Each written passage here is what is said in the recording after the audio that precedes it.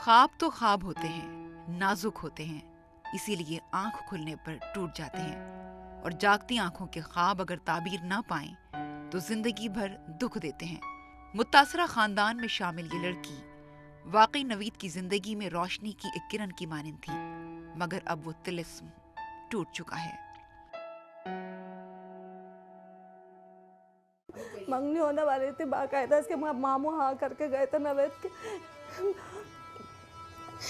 वो कहता था, हालांकि इसकी बात होती थी मैसेजों पे, इसको पसंद करता था, वो इसको बहुत चाहता था।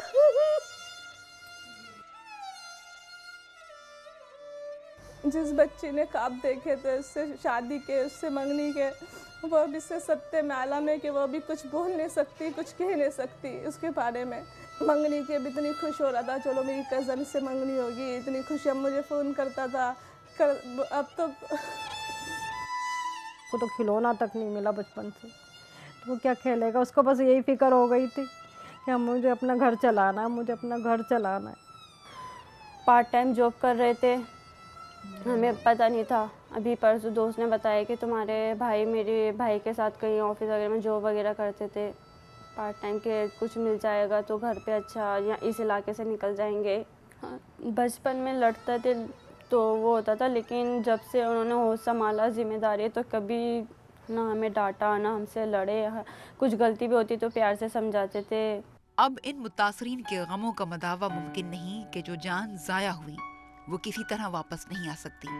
दहशतगर्दी की आड़ में इंसानी जानों का जाया होना यकीनन एक अलमिया है। घर के घर उजड़े और दिल के दिल वीरान हुए। खाला ने मेरे को कहा कि अपन को घर पे बुलाया है और ऐसी ऐसी कुछ बात नहीं बताया, बस घर पे बुलाया, घर चलो। मैंने कहा घर चलो क्या मतलब, कोई काम है, क्यों बुलाया? और कहने का बस तुम चलो घर पे बुलाया। मैं घबराहट सा, मेरे को अजीब सी, तो उसने मेरे को बताया नहीं, बस पता नहीं क्या काम है, वहाँ जाके पता चलेगा।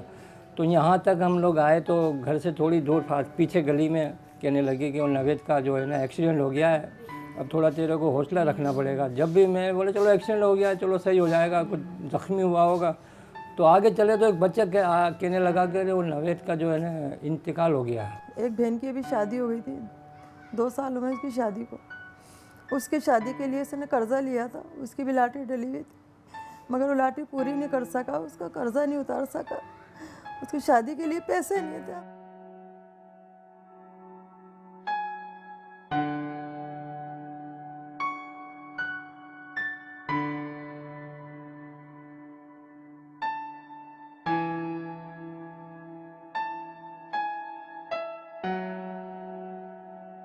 मेरा सबसे चहीता, बल्कि मैं ये कहूँगा कि वो मुझे अपना बाप समझता था।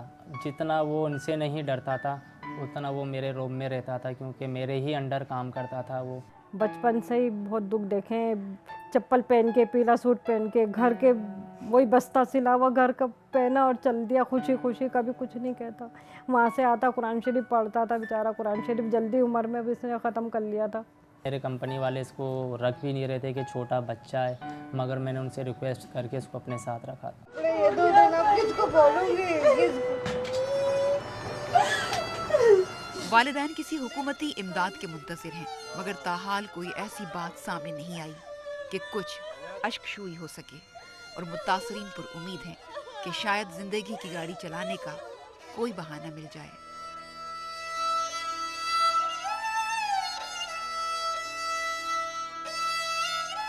कुछ ना कुछ हमारे लिए किए, अब कोई नहीं हमारा बाजू था, वो कुछ करे, हुकूमत हमारे लिए कुछ करे, कोई हमारी मदद करे। कौन मदद करेगा हमारी? कि कॉलेज की फ़ीस भरनी थी, उसके बाद पैसा नहीं था, तो उसने मोबाइल अपना बेच के उसकी फ़ीस का मुकम्मल करी उसने, मगर हमें बताता नहीं था कि हमारे पास ये नहीं है, वो नहीं है। बहुत सब्र वाला था वो, अपने ऊपर ही ले गया सारी।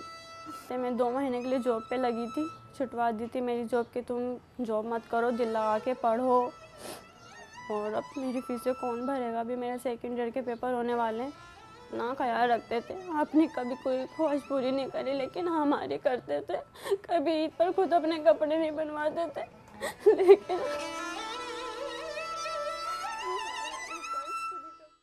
मुल्क में अमन व अमान कायम रखना हमारा फर्ज है। दहशतगर्दी की मजम्मत शऊर की अलामत है, और इस अलामत के बरकरार रहने का मतलब अमन से मोहब्बत है, और मोहब्बत भाईचारगी और कुर्बानी देना सिखाती है। आए दिन ये धमाके हो रहे, ऐसे बैठी हुई उजड़े हुए कपड़े ले लेके, एक बाजू है किसी का, एक भाई है किसी का, एक ही बेटा है। क्या करें, कुछ समझ में नहीं आता इस मुल्क में क्या हो रहा है। अपने मुल्क में हिफाजत नहीं है हम लोगों की, अपने मुल्क में। आज पाकिस्तान में हमारे क्या हो रहा है, कितनी तकलीफ़ हो रही होगी कायद आज़म को, कितनी मुश्किल से हमने लिया, हमारी जानें ऐसे जा रही। यही शहीद हो जाते तो इतनी जान हमारी नहीं चलती, ये ऐसे शहीद हो रहे हैं तो हमारा कलेजा कट रहा है। मैं तो समझता हूँ ये दहशतगर्द जो है ये इंसान नहीं, ये कहाँ से आए, इनके कोई बहन नहीं होती, इनका कोई भाई नहीं होता, या इनके अपने कोई मरते नहीं है, या अगर मरते भी है तो इनको ये एहसास क्यों नहीं होता कि हम दूसरों को मार देते इस तरीके से। मुझे उनकी जगह से बस उनसे कैसे हरकतें बंद कर दें, वो इंसान बन जाएं बस। क्या वो किसी के भाई किसी के बेटे नहीं हैं? जिन्होंने बम ब्लास्ट किया है, अल्लाह करे उनकी नस्लें भी ऐसे ही मिटे जैसे मेरा भतीजा चला गया। दुआ नहीं है उनको तो इबरतनाक ऐसी सज़ा मिले, अल्लाह ताला इसको दुनिया में भी ऐसी दे इबरतनाक कि वो दूसरे इस पे कहें कि नहीं वाकई ऐसा नहीं करना चाहिए, किसी के साथ औलाद नहीं उजाड़नी चाहिए। आइए दहशतगर्दी को रोकने में मदद दें, ऐसे इक़दामात संजीदगी से उठाएं जिनसे किसी को कोई तकलीफ ना पहुंचे। आइए ऐसे अनासिर का खात्मा करने में मदद दें जो जिंदगी के बजाय मौत का सौदा करते हैं। यकीनन हम में से कोई ये नहीं चाहेगा कि कल उनका खानदान मुतासरीन में शामिल हो, तो फिर होशियार रहें, खबरदार रहें। कौन लोग हैं ये, किस माँ के बेटे हैं ये? मुसलमान ऐसा नहीं कर सकता, उसके एक दफ़ा करेगा 2 दफ़ा करेगा, लेकिन ये तो मुसलसल हो रहे हैं। किसी की जान महफूज नहीं है। सुबह निकलते शाम के लिए दुआ करते कि हमारे आदमी हमारे घर पे आ जाए साथ खैरियत से। हम सफ़र के लिए निकलते ना, हमारे सूख जाते हैं मुंह पढ़ पढ़ के, कि अल्लाह ताला हम सही से गुजर जाएं। बताओ अपने मुल्क में ये हो रहा है, फिर हम क्या करें, समझ भी नहीं आ रहा। भूखे प्यासे, रोज़गार अलग नहीं है, मारे मारे कहाँ कहाँ घूम रहे हैं बेचारे।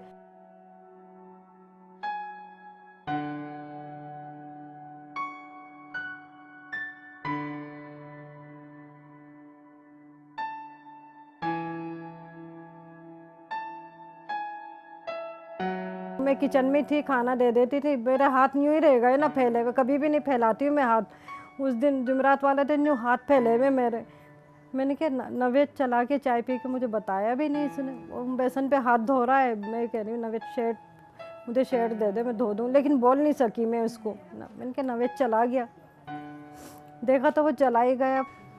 कौन पकड़ सकता है दहशतगर्दों को? कोई पकड़ ही नहीं सकता। वो तो अपने आप को भी ख़त्म करके दुनिया वालों को मार देते हैं। खुदा के लिए बस कर दीजिए। अब हमारे अंदर इतनी ताकत नहीं है, हम बुजुर्ग लोग हैं, कहाँ तक ये अपना बर्दाश्त करेंगे गम को।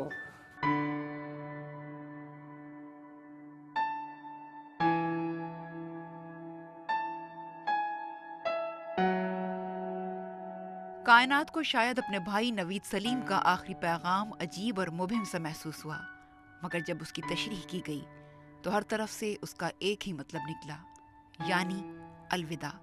और फिर किसी शख्स को भी समझने में देर न लगी। बहन उसकी परेशान हुई मैसेज के ऊपर, फ़ोन के ऊपर, कि भाई आ जाओ घर में, आगे सो जाओ, सुबह उठना है तुम्हारे को। कभी मुझे इस तरह के एसएमएस और गज़लें नहीं भेजी, लेकिन जो आखिरी एसएमएस था और ज़िंदगी में कोई 2 पल मेरे साथ ना बैठा, और आज सब मेरे पास बैठे जा रहे हैं। कोई तोहफ़ा ना मिला मुझे आज तक, और आज सब फूल ही फूल दिए जा रहे हैं। कोई 2 कदम साथ चलने को तैयार ना था, और आज काफ़िला बनकर मेरे साथ चल रहे हैं। आज जाना मौत कितनी खूबसूरत होती, और हम तो यूं ही जिए जा रहे थे। ये आखिरी मैसेज रात के 12 बजे मुझे उन्होंने दिया।